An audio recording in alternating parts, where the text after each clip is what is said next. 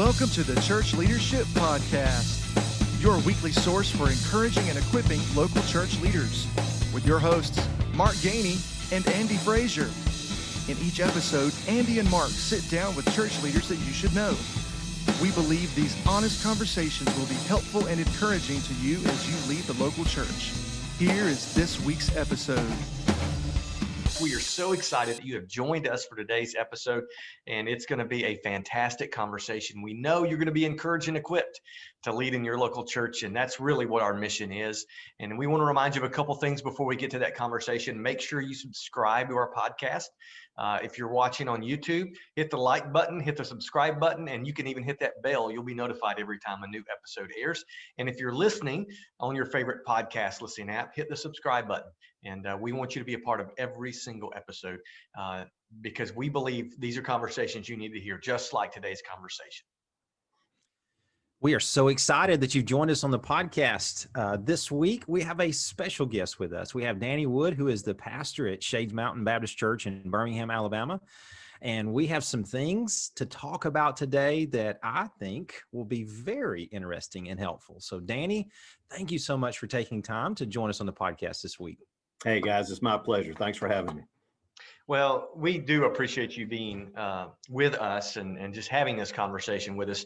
And, you know, from a distance, we've watched you for years, and over the last few years, we've gotten to interact with you a little bit and get to know you more. And I know you've been at Shades since 1997, and you know, that's been a long ministry. We'll talk about that a little bit, but some people listening may not know that you know, you weren't called to ministry in high school or middle school or even college, and you were in the business world for a little bit. So tell us a little bit about your story and how God got you to Shades so many years ago. Okay. Well, actually did start back even as a teenager, went to youth camp, and I made a decision that I was going to be sold out to the Lord. Didn't really know what all that meant. Went home, told my mom and dad, and I said, I see it one of two ways. Either God's calling me to go into ministry, or if he wants me to be a businessman, I will be 100% sold out to him. I went to Auburn. I majored in marketing, and I just fell in love with business. I loved it. When I graduated, had an opportunity to come to Birmingham and work with, at that time, it was called South Central Bell.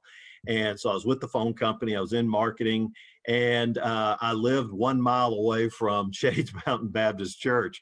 So I joined this church and became a teacher in the singles department. I got married in this church.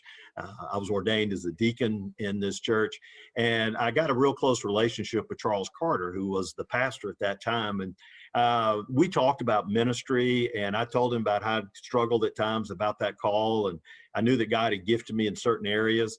And so we talked about it really for about seven years. And but I just still felt that God wanted me to stay in the business world. Well, the phone company went through a divestiture, and when that divestiture was happening, we had an opportunity to move to Mobile. So we packed up, moved to Mobile. We got to open up a new branch office. I was one of the sales managers down there. And it was funny because my wife's an artist. We got to build for us that dream house. Got to put a studio there. We're 20 minutes from the beach. We love the beach. And I told her, I said, man, you take my resume and we'll just throw it away because, baby, we're here forever. And we were for 4 months. And in that summer, God just got a hold on me. And I ended up feeling like, I said, you know what? God's called me to do something that has more eternal significance. And as much as I enjoyed selling PBX machines and everything else, no one ever called me in the middle of the night and thanked me for that phone system, how it changed their life. But yet, as a teacher in singles and speaking at places, I would have people to say, hey, the Lord used you, and it made a radical difference in my life. So that's when we made the call. And so we sold everything, moved out to Fort Worth, went to Southwestern Seminary, got an opportunity to serve on staff at Prestonwood as the minister of young marrieds. And so I was there for 4.5 years, and then took my first pastorate in Louisiana, First Baptist Church, Ruston, and where Louisiana Tech is located. We were there for 8.5 years, and then we got called back to Shades Mountain Baptist Church to become their pastor. Or, as I tell every person here at Shades, when they're getting ready to be a Sunday school teacher, I'll say, hey, it's a great career path. I went from Sunday school teacher to deacon to the pastor. I said, you could be the next pastor over here. That's right. That's right. Hey, that is encouraging and scary at the same time, because some people may very well relate to those words. Maybe they're dealing right now with that. There's people who listen to our podcasts who comment to us regularly that maybe they're feeling called to ministry. What are some things that you feel like, Danny, that they could maybe have as markers or identifiers to let them know, all right, it is definitely a call and it is time to look at making that transition? Yeah, I'm pretty analytical and logical at times, and I remember I took out a notebook and I put pros and cons on it. I'd had 8.5 years with that company. I had checked all the boxes to continue to move up, and hopefully to be a high executive one day there. And I really did. I went through a time to where it was every day as I was praying and reading scripture, I kept a journal as to what God was telling me out of scripture. And then it finally just came down to, okay, let me just be practical. Let me just write down the pros and the cons of making this decision. And I also looked at my own gift mix and I said, where do I feel like my greatest strengths are that could be best used for God's kingdom?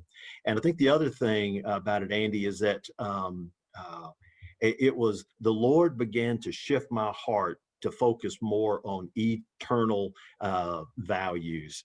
And my desire was to have a greater eternal significance. And I know I could have that being a Sunday school teacher and teaching God's word, but yet he said, I'm ready to take you to a little bit higher level on that. So all of that together is what gave me a peace. And if you're married, then your wife has got to feel that same way. Absolutely. And Janice was, she was the hero because she didn't have to work. She could just do her art. And we moved to seminary. She had to go back to work and do an hour drive and all this stuff. So she was the hero that was willing to do that. I can relate so much to that story and the way you determined God was calling you. You know, I wasn't as long in the business world like you were, but I did not realize, honestly, I was called into vocational ministry for a few years. And so I did that pros and cons list too. I can definitely relate. So you've been there at Shades for a long time, since 1997, I guess almost 25 years. Well, it'll be 24 next month. 24 next month. Wow. And you've got a transition coming up. Before we get to that transition, though, I want to talk to you about the longevity there at Shades. Now, Shades is obviously known for having pastors there a while, with Dr. Carter before you, but maybe share some things you've learned of how to stay in a place for so long. Because, you know, I look at my ministry, and it's a different ministry. Obviously, I was a church planner for a little while, but I've been in several places during the years in which you have been at one. So talk to us how you've made it that far and some things you've learned along the way. Yeah, well, since I was a member before, I know where the bodies are buried. So That's helpful. Nobody was scared to mess with me. No, I think that, when you look over and look at longevity, in fact, even when I was at First Baptist Church Ruston, 8.5 years, that church was well over 100 years old. And I was the second longest tenured pastor in their entire history at that time. And Chris Craig now has blown that record out. I think he's got 16 or 17 years, which I send him a thank you every day, every year when it comes up. I said, man, I'm glad you're there. But I think that in order to go long term, you have to navigate through the difficult times, and there will come a crossroads where you're going to have to push through. And I think what happens is, I think the average, I guess the average is about 4 or 5 years for pastors to stay, everywhere from 3, 4, 5 years. And usually what happens is around that 4th year, things get pretty dicey. And you've got to make the decision, do I feel that God wants me to stay here, or do I move on? And I really think that a lot of guys, they move on too fast and they don't stick through the hard times and make the tough decisions. For me, it was 4.5 years. It was 4.5 years, and it was the roughest time that I had. And I had to make that decision. is this where God's called me to go or not? And I took myself and the whole church through 40 days of prayer and fasting.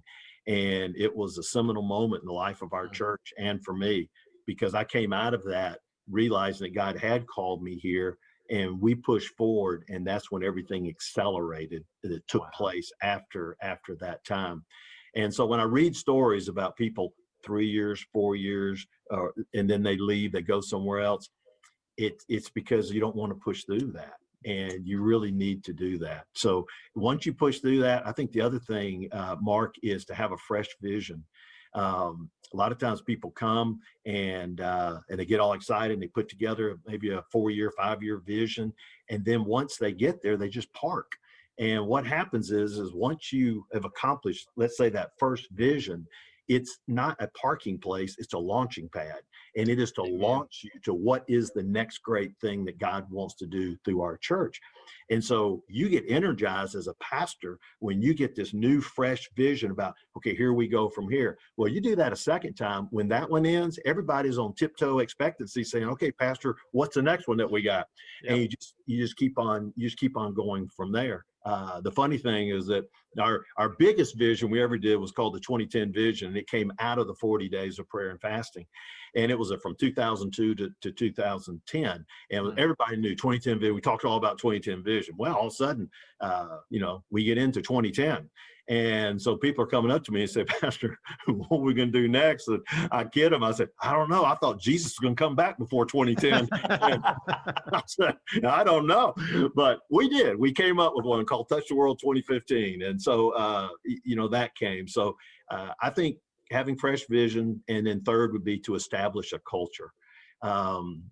You establish that culture, and when you establish a culture at that church, then you're just building on that. You hire good staff, you hire people towards that culture, and it makes it enjoyable because you got that. I don't know. It's just that culture that comes in there, and it's scary because they say that churches take on the personality of the pastor. So we're a very demented church on that. So, but the longer you're there, you build that culture, and it just kind of keeps building momentum. That is awesome, and I know that's helpful to some people maybe in that 3-4 year itch or struggle. Yeah, and if they go through that, I strongly encourage them to find somebody that they can talk to about that, somebody outside the church, maybe another pastor, an older pastor that's walked through those times. I went and did a life coach that was in Michigan. I took a 2-day trip up there, and someone had given me his name. And it was phenomenal. I mean, he just sat down with me and walked through my entire life. And you put all your different spiritual markers. And Mark, the craziest thing was, as I sat there and looked at my life and I saw the challenges that Shades had before it, it was like I was created for this. I mean, I have the gift mix to be able to pastor this church through this time to go forward on that. And that is awesome. I know it was amazing. It's nothing special about me. It's just all of a sudden you look and you said, that's where you fit. And I was the guy that fit at First Baptist Church Ruston. And I was the guy that fit there. So it really helped having an outside person that you could talk to and go through that. Now, surely there are some times when you hit that crossroad and maybe it is time to step away, but don't go quickly. I think that's a good word right there for people who are listening. And we have been pastoring and ministering through a pandemic. God has strategically placed guys in churches in their context to lead them through everything. And man, it's amazing to see how the giftedness and how the experience and the passion have really been on display in a lot of churches right now. So would you have anything to say to people who maybe right now they're struggling because of the pandemic specifically, and they're like, I don't know if I need to stay or not. I don't know if this is where God's calling me to be, or maybe I need to start looking. Yeah. And I know that just from my understanding that there are going to be a number of pastors they're going to step away and say, hey, maybe I'm tapped out or whatever on this. Let me just tell you what we did to go through the pandemic, and it's still going to be with us, I think, for a little bit longer. But in the middle of March, I stood before our staff, and then I wrote this up and sent it out to our church. And I told them, I said, there's 4 things that we'll do during this pandemic. I said, number 1 is we'll make wise decisions. And so we're going to listen to what the CDC says, and we're going to be cautiously aggressive. We're going to continue to kind of push the envelope a little bit, but we want to be cautious, make wise decisions, set up our facilities so that we're taken care of from all the sanitary needs on there. And then second was maintain fellowship. We will stay in touch with all of our members during this time. And then third of all was minister to the community. We're not going to hunker down and just stay in a little shell. Look for ways to minister to the community. There'll be plenty of opportunities, and there were. And last thing was make Jesus known. And that is that we would evangelize and continue to get the gospel out. So we did that, and we did that as a church for the 10 months and built everything around it. And so as a pastor, the guys that are still pastoring right now, they have done something amazing. They have carried their church through a pandemic that has, we're back to 1918 since this has happened. They didn't get to read anybody's book on how I made it through a pandemic. Nobody had a speaking gig of how I carried my church through there. We were all on equal footing, whether you had a church of 20 or a church of 20,000. We all were trying to figure out how to do this. And so I would say to pastors, just the fact that you're still standing, living, and breathing, and you carried your church through there, this is incredible. Amen. And so as you get ready to look to the next chapter, things are going to be a little bit different. But you might be the best one to carry them into that, because you've built a lot of credibility of leading them through there. And I think that they may love you more than they've ever loved you before. And you could be the guy to keep it on. So I would encourage guys to stay the course on that. That is awesome. And I'm going to go ahead and say, look, you shared that with your staff in March and in your church.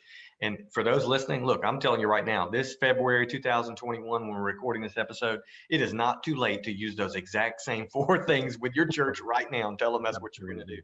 That's awesome. So speaking of next chapter, another chapter is coming up in your life. And in August, you are transitioning, you're retiring, at least, somewhat. I know you and those folks listening probably are thinking, man, there's no way he's getting ready to retire, man. God's got fire in him. But we know that God's going to use you in your next chapter. But I want to ask you a couple things about that transition. Okay. Number one, how are you handling that transition with your church, having been there so long? How's your church handling that? And then what's on the horizon for you? What's next for you? Okay. And I appreciate you asking me that, because some people are sitting there thinking, well, Dan, you just told us to stay the course, and yet you're stepping away. What's up with this? Well, listen, I'm 67 and a half. So, my time is coming. And how we got to this point was, I don't want to go too much detail, but in 2001, 2002, we set up a master plan that we wanted to accomplish here at our church. And so over 15 years, we did 3 different capital campaigns and invested about $26 million into our campus. And my goal was to get all of that taken care of. And we did. And so everything was taken care of. We were debt free. And this was around 2016, 17. The only thing we had not touched is our worship center. And you guys have probably seen it. It's beautiful, man. But it was 30 years old. And so you got to change carpet, you got to change pews, and things have changed today versus 89. The way we worship, and we want to do multiple services. You couldn't do that in there. So everybody asked me, are you going to do anything in the worship service? My favorite line was next guy. Next guy. Everything was next guy. Next guy do that. Well, God got a hold of my heart, and he said, Danny, next guy can't do this. He said, that's a very emotional building. And from all my studies, it takes a pastor sometimes anywhere from 5 to 7 years to actually become the pastor of the church. And let's say if it took him 7 years, and then you take 3 years to do a capital campaign, deal with that emotional issue, it's 10 years. It's 10 years from the day I step aside. And you can't do that because you've got him trying to do a 2030 vision in a 1989 building, and that's just not going to work. So after Lord beat me up, I said, I'm going to take this on. So it was called Next. And with Next, we did some spiritual formation stuff, and also redid our worship center and expanded our lobby. And a part of it was when I preached a sermon, I said, next guy. And that means that there will be a next pastor, and that I will not always be your pastor. I love Vander Blumen's book, Next. The opening sentence says, every pastor is an interim pastor. That's right. And that is so true. And so just want to let the listeners know that 3 years ago, I was already looking towards this. And I was probably looking to step away. I always told him I'd never be here past 70. So I was thinking maybe 69, I would do that. But when the pandemic hit and we led our church effectively through that and had just an incredible year this past year, everything I've read, and you guys too have talked about, things are going to be different the way we do church. Okay. So I'm sitting here thinking, I'm only going to be here at the most, maybe a year and a half.